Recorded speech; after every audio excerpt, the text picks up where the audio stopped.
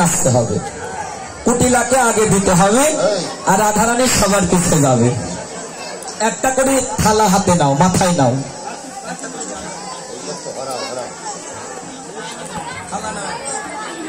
ঘুরে ঘুরে সুন্দর করে নাচবে, কেমন? ললিতা সখীদের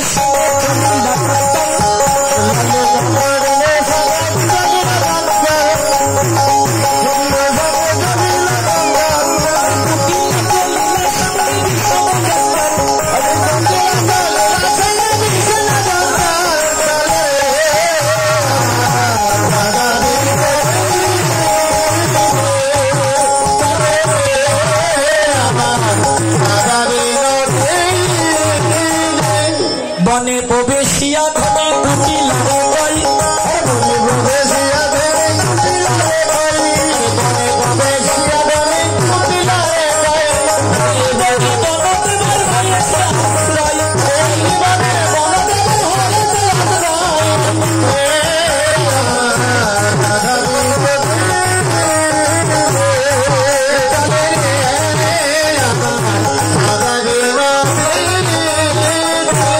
রাই অঙ্গ সঙ্গ হইতে কৃষ্ণ গন্ধে আচমৃত,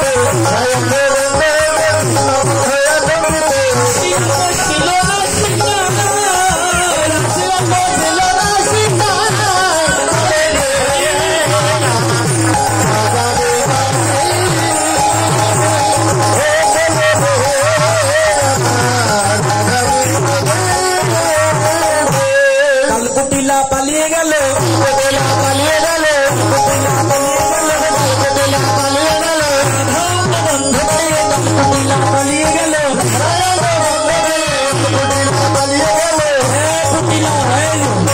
কুটিলা এদিকে আসো, তোমাকে তো এখানে এখন থাকা যাবে না। মানে রাধারানীর অঙ্গের গন্ধ লেগে তুমি ভয় পেয়ে গেছো, এখন তোমাকে এখান থেকে চলে যেতে হবে, যাও। আরে সত্যি সত্যি যেও না, কুটিলা ভয় পেয়ে চলে গেছে, বুঝতেই পারছেন? এখন রাধা গোবিন্দ দুজনের দর্শনে আর কেউ বাধা রইল না। এবার কুটিলা একটু বসো ওখানে, কুটিলা ওখানে বসো, যেহেতু কুটিলা পালিয়ে গেছে ওকে আর রাখা যাবে না। হ্যাঁ, এখন রাধা গোবিন্দ দুজন দুজনকে দর্শন করছেন। এবার সে রাধারানী আসে, তুমি হলো কৃষ্ণ, কৃষ্ণ একটু লম্বা নাকি, আর এ হলো ধরেন রাধারানী। বনের মাঝে দুজন দুজনকে দেখছে, দুজন দুজনের দিকে তাকিয়ে থাকো। হ্যালো হ্যালো, দুজন দুজনের দিকে তাকিয়ে দেখছে। দুহ মুখ নিরখিয়ে দুহ ভেলে ভঙ্গ,